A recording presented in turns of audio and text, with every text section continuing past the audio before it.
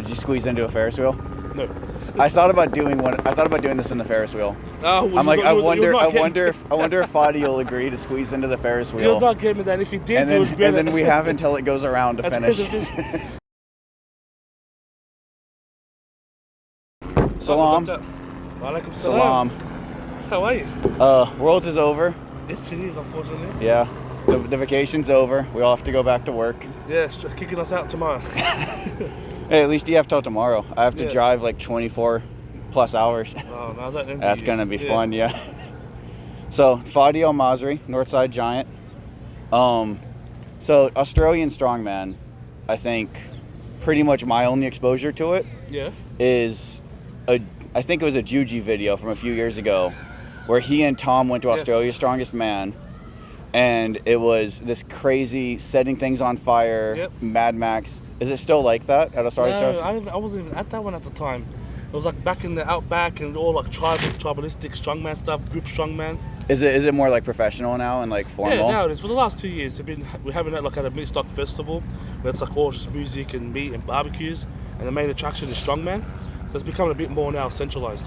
Yeah, that's all I know about is that video where it's just like a Mad Max. I'm like, is this what the Australians are doing now? No. And then we had the Australian International, which is another sort of Australia's first international comp, where it was held in the outback, but it's like a Mad Max vibe. So in the bush, So that's kind of keeping it alive. Yeah. Well, that's one that Mitch Hooper and Ryan Harley came and done as well.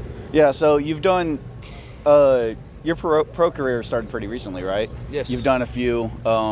You've done the Australia's Strongest Man, the Australia's Strongest International. My first major comp was after COVID, so 2021. 2021? Yeah. So what is it like competing? 2022, sorry, yeah. What is it like competing as an amateur in Australia? Because that's what I know about the U.S. scene, and a lot of people know how the U.S. scene works with Strongman Corps or USS. But other countries, and I'm sure a lot of people don't really understand, like, you know, how it works as far as going pro, getting to OSG or Worlds. I think like Australia's still trying to work it out.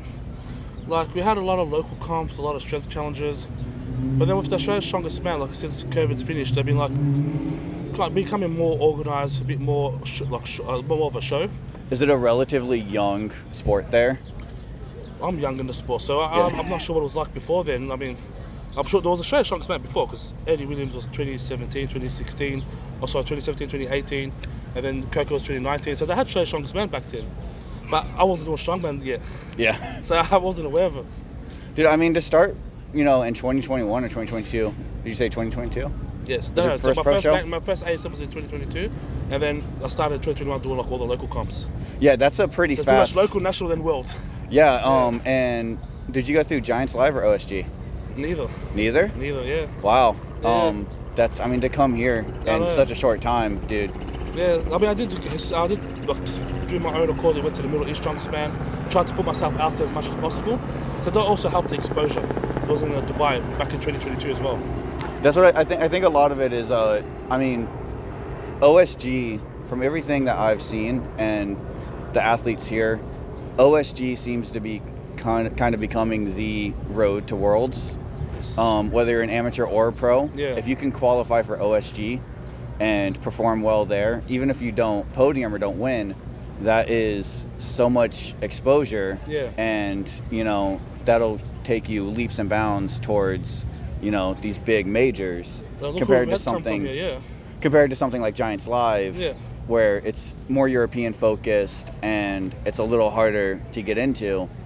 So do you think an amateur who's trying to make that jump to like pro into the world class level should focus on, you know, OSG, or should they try to, you know, go the Giants Live route and do the tour? Well, for me personally, if I didn't get this opportunity, I was going for the OSG route. I was going to do the online qualifier, get to the top 10 in the world, and get the invite, and then get to the top 3.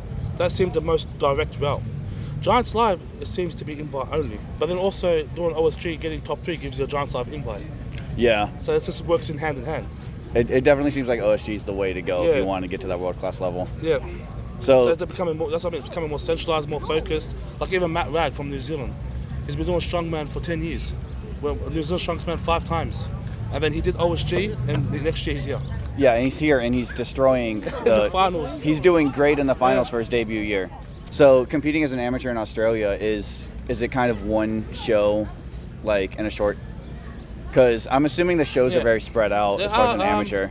It's an interesting one because we have like state competitions, Victoria Strongest Man, Queensland Strongest Man, New South Wales Strongest Man, because we have like 7 or 8 states, and then it leads up to the Australia Strongest Man. Yeah. Other than that, that's all we have. So do you really like pick, I'm going to focus entirely on Victoria's Strongest Man this year and then go to ASM? Yes, pretty much. So you win your state comp or go to another state and win that comp, and it just leads you to Australia's Strongest Man. That seems to be the way the US is going, where the US used to be everyone did, multiple shows a year. They did, all their local gym competitions and maybe travel for one. But now as an amateur in the US, it seems to be you pick, do I want to do the Southeast Strongman Classic? Do I want to do Alabama Strongest Man? One of these big shows that people travel all over from. Yeah. And just do one show a year, one competition a year. Well, it ups the level because you have more time to practice. Yeah. Like, that was my issue. Like, leading up to here, like, I did 2022 ASM in March. Then I didn't have much time because I injured myself with my knee at the last event and, like, had, like, 2 months to recover. Already 2 months later, I did Middle East Strongest Man. Did that. And then 2 months later, I did Australian International. So I didn't have the time to keep to build on anything. If I had a whole year to recover, prepare, off-season, you're gonna get a top-level athlete. Yeah. The amateur in Australia, do you have like the novice weight classes that we have in the US, or yeah, we do. Yes. Do you kind of just go in at your weight class and? No. You have you have an option, especially in local comps, to compete at a novice heavyweight or as a standard heavyweight. So for those who want to dip their feet into local strongman, it's just not so overwhelming. Like, I did that at the start in 2021. Like, you did novice? Yeah, it was just strength challenge. They call it strength challenges. Yeah. You go in, do 5 events, farmers, this and that, see how you go, you get a taste. Like, in a comp setting. But it didn't lead anywhere. It's just experience. Yeah, that's... And then when you feel ready, then you go to the amateur comps and so on and so on. So in the US, if you do novice, if you win, you have to win your novice weight class to get like a nationals invite. Whereas so you still can get to nationals with a novice comp. Yeah, whereas with the open weight classes, if you top 3, you'll get an invite. Oh, so they make it a little harder for novice where you have to win, but then you get people who might win their novice weight class, get a nationals invite, and then they're just not ready. Not quite there, yeah. Yeah. Yeah, so for us it's more just for experience, and then you have to go to the state comps as an amateur to work your way up from there. Have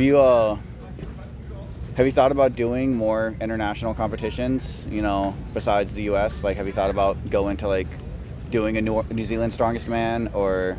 Not necessarily New Zealand Strongest Man, because I might as well do Australia if that was the case. But like, as an international... Do the New Zealand guys typically come over and do them? No, normally they do their own comps as well. Only Australia International, because it was an international comp for Australia. We had everyone from New Zealand and Australia, so it's basically because we don't have Arnold's anymore in Australia.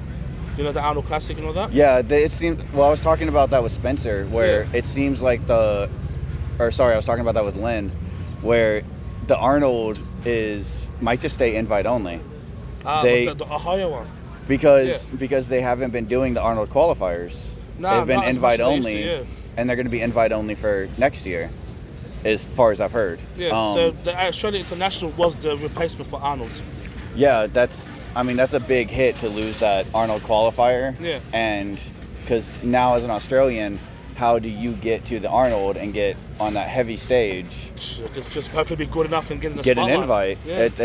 That sucks for sure. It worked for me, so it can happen for anyone.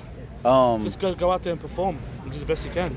Is there a World's Strongest Man that you wish you could compete at, or an era you wish you could compete in? Is in where it's located? As far as the events and the athletes, is there an era where if you could go back in time? Oh, an era? Okay, yeah. Who would you really want to compete against? Well, I had an honor to compete against Brian Shaw, and that was his end and my first was it was bittersweet because I watched him in the documentary Born Strong. Yeah. And all 4 of them were my favorite, but the other 3, they're just not competing anymore. And I'm like, wow, at least I got Brian Shaw to meet him. I can see how it's got to be bittersweet to start your journey at the end of his and Mark's. But also, imagine I did next year.